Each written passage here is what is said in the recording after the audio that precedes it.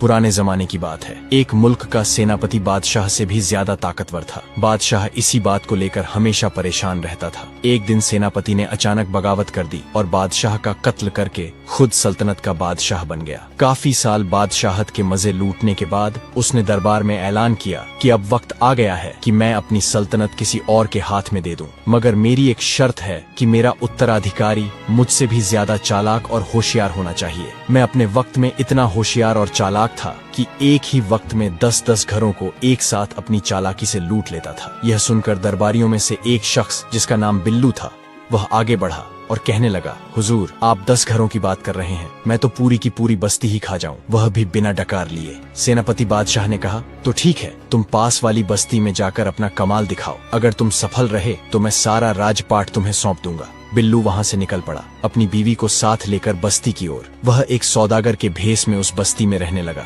बस्ती में सब लोग उसे बिल्लू सौदागर के नाम से जानने लगे। बिल्लू ने सबसे पहले उस रात को एक गधा चोरी किया और सुबह होते ही उसे बेचने के लिए करीब के बाजार ले गया। बाजार जाने से पहले उसने गधे के मुंह में अशर्फियां ठूंस दी और गधे का मुंह अच्छी तरह कपड़े से बांध दिया। वह बाजार की भीड़ वाली जगह पर खड़े होकर गधे के मुंह से कपड़ा हटाने लगा। जैसे ही कपड़ा हटा, गधे के मुंह से खन खन करती अशर्फियां गिरने लगी। खन खन की आवाज सुनकर लोग उसकी तरफ देखने लगे और हैरान होकर आपस में बातचीत करने लगे कि क्या खूब गधा है, मुंह से अशर्फियां निकल रही हैं और वह भी सोने की। आखिर बेसब्र होकर लोगों ने बिल्लू से पूछा, यह क्या माजरा है? बिल्लू ने कहा, यह एक अजीबो गरीब गधा है। जब भी मैं उदास होता हूँ तो दिन में एक बार इसके मुंह से अशर्फियां निकलती हैं। मेरे घर में तो अब इतनी भी जगह नहीं है कि जहाँ मैं अशर्फियां रख सकूं, इसलिए मैं इससे बहुत तंग आ चुका हूँ, जिस वजह से मैं इसे बेचने के लिए बाजार ले आया हूँ। मैं चाहता हूँ कि कोई ऐसा व्यक्ति इसे खरीदे जो इसका ख्याल रख सके। लोगों ने गधे के मुंह से अशर्फियां गिरती देख ली थी और बाकी का किस्सा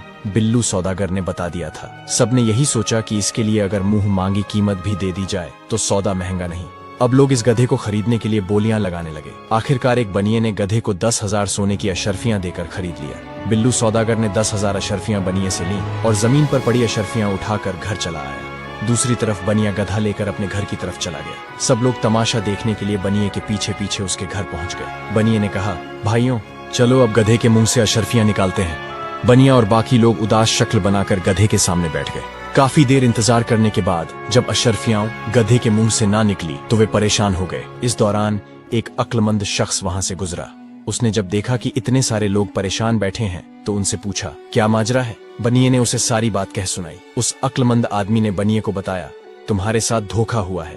इससे पहले कि वह लुटेरा भाग जाए, फौरन उसे पकड़ लो। सब लोग इकट्ठे होकर बिल्लू के घर पहुंचे और दरवाजा खटखटाकर बिल्लू को आवाज दी। अंदर से उसकी बीवी ने कहा, जी, बिल्लू तो किसी काम से बाहर गए हुए हैं, आप बाहर इंतजार करें, मैं अपना पालतू कुत्ता भेजती हूँ, वह वहाँ जाकर अपने मालिक को अपने साथ ले आएगा। लोग यह बात सुनकर हैरान हो गए और सोचने लगे कि एक कुत्ता अपने मालिक को कैसे घर ला सकता है। असल में यह बिल्लू सौदागर की एक और चाल थी। वह अभी भी घर में ही मौजूद था। उसे पता था जब गधे के मुंह से सिक्के नहीं निकलेंगे तो लोग उसके घर की तरफ आएंगे। इसीलिए उसने अपनी बीवी को पहले ही समझा दिया था कि क्या करना है। तुरंत बिल्लू की बीवी ने कुत्ते को आजाद किया, जो दरवाजे से निकलकर लोगों के सामने से होता हुआ भाग गया। दूसरी तरफ बिल्लू अपने घर की पिछली दीवार फलांककर कुत्ते के संग भागा। कुछ ही देर में उसने कुत्ते को पकड़ लिया और उसके साथ वापस घर की तरफ आ गया। थोड़ी ही देर गुजरी थी कि लोग आंखें फाड़े बिल्लू को देख रहे थे, जो अपने कुत्ते के पीछे पीछे चला आ रहा था। सब लोग ये बात भूल गए कि वे वहां क्यों आए थे और कुत्ते की प्रशंसा करने लगे कि ये कुत्ता तो बड़ा ही कमाल का है। तभी एक सेठ ने बिल्लू से कहा कि मैं इस कुत्ते के बदले 5,000 अशर्फियां दूंगा। बिल्लू बोला, मैं इस कुत्ते को किसी भी कीमत में नहीं बेचूंगा, यह एक जादुई कुत्ता है। सेठ बोला, चलो फिर 10,000 ले लेना। बिल्लू मान गया। वह सेठ कुत्ते को लेकर अपने घर की तरफ चल पड़ा और लोग उसके पीछे पीछे चल पड़े, यह देखने के लिए कि कुत्ता आखिर घर से गए हुए शख्स को कैसे वापस लाता है। जिस सेठ ने यह कुत्ता खरीदा था, उसका एक गुलाम भी था जो सेठ से बड़ा ही तंग था और हमेशा इसी ताक में रहता था कि कब मौका मिले जिससे वह हमेशा के लिए सेठ के घर से भाग सके। सेठ अपने घर पहुंचा तो उसने अपने गुलाम से कहा, तुम जरा साथ वाली बस्ती में जाओ और वहां से चावल के दाम पूछ कर आओ। गुलाम खुशी खुशी चला गया। जैसे ही गुलाम घर से निकला, सेठ ने कुत्ते को पीछे से भेज दिया।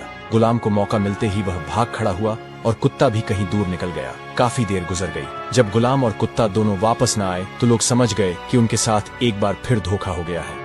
गुस्से में लोग एक बार फिर सुबह सुबह बिल्लू के घर पहुंच गए और जोर जोर से उसका दरवाजा बजाने लगे। दरवाजे की आवाज सुनकर बिल्लू सौदागर एक बार फिर घर की पिछली दीवार फलांग कर बाहर कूद गया। उसे पता था कि वे लोग फिर वापस आएंगे। उसने जाने से पहले एक लाल रंग की पुड़िया निकालकर अपनी बीवी को दी थी और कहा था, इसे कपड़ों में छुपा ले। जब बिल्लू की बीवी ने दरवाजा खोला और लोगों से कहा, मेरा पति साथ वाली बस्ती में किसी काम से गया हुआ है, तो लोगों ने कहा, इस बार हम इस लुटेरे के घर बैठकर इंतजार करेंगे। सभी लोग बिल्लू के घर बैठ गए। कुछ देर गुजरने के बाद बिल्लू सौदागर घर में दाखिल हुआ। फिर उसने सभी से नमस्ते किया और अपनी बीवी से पूछा, मेरे खास मेहमानों की मेहमान नवाजी में कोई कमी तो नहीं छोड़ी ना तुमने? मेरे इन मेहमानों को कुछ खाने को भी दिया कि नहीं? बिल्लू की इन चिकनी चुपड़ी बातों को सुनकर लोग दिल ही दिल में शर्मिंदा होने लगे और सोचने लगे कि जिसे वे लुटेरा और धोखेबाज समझ रहे थे, वह तो असल में बहुत ही नेक और अच्छा इंसान है।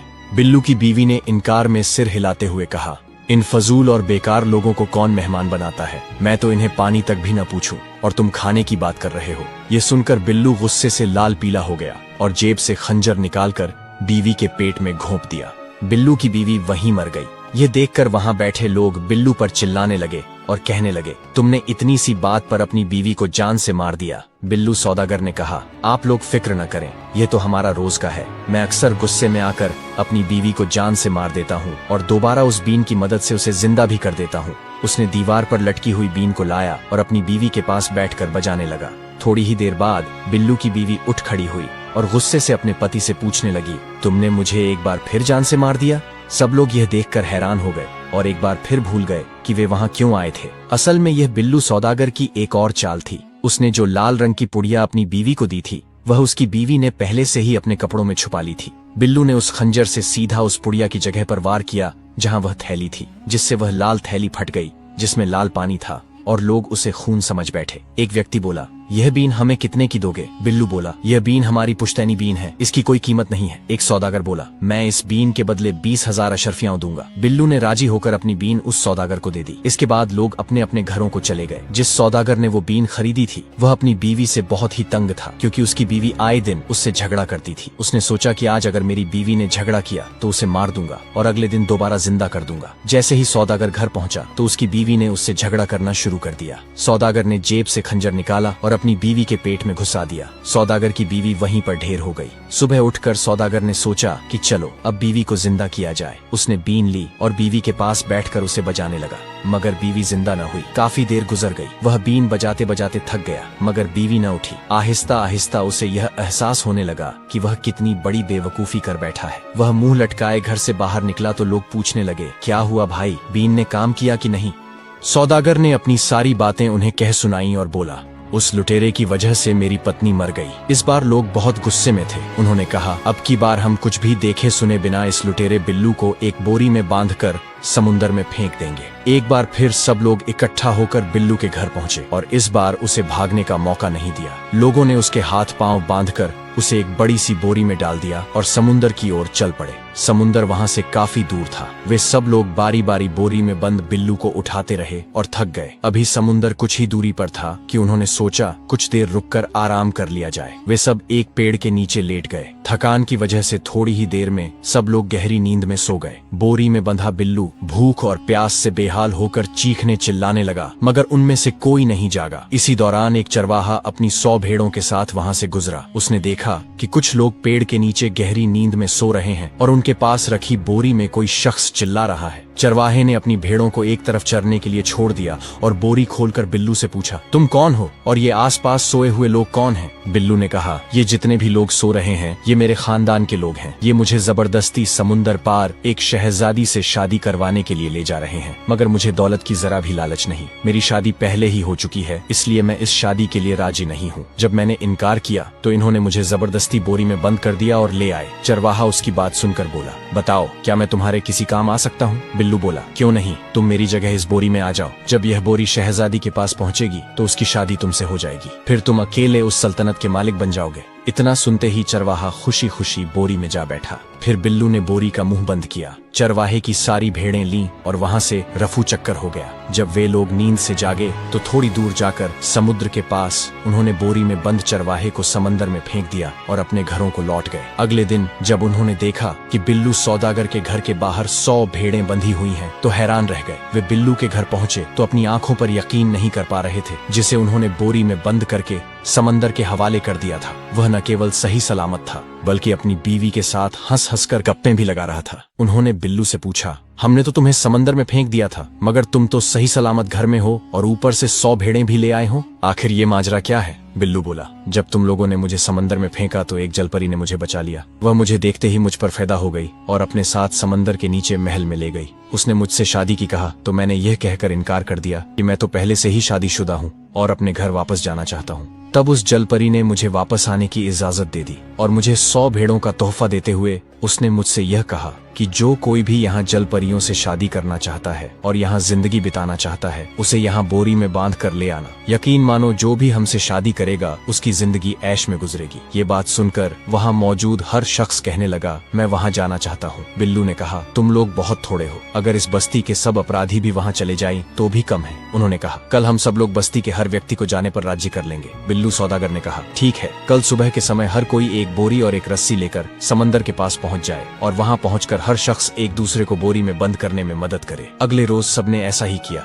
लालच में अंधे होकर गांव के कई लोग तैयार हो गए। एक एक करके उन्होंने खुद को बोरी में बंद किया और बाकी बच गए लोगों ने बिना सोचे समझे उन्हें उठाकर समंदर में फेंक दिया। बिल्लू सौदागर और उसकी बीवी बस्ती में पहुंचे और वे दोनों बारी बारी से बस्ती के हर घर में दाखिल हुए और बस्ती के तमाम घरों का कीमती सामान लूट लिया। फिर बिल्लू अपनी बीवी के साथ बैलगाड़ी पर उस बस्ती से भाग निकला। फिर वह सीधा सेनापति बादशाह के पास पहुंचा। उसने बादशाह से कहा, अपने कहे अनुसार मैंने पूरी बस्ती को लूट लिया। सेनापति बादशाह बिल्लू को देखकर बहुत ही खुश हुआ और यूं एक बार फिर लालची लोगों के राज्य पर बिल्लू लुटेरे जैसा शख्स राज करने लगा।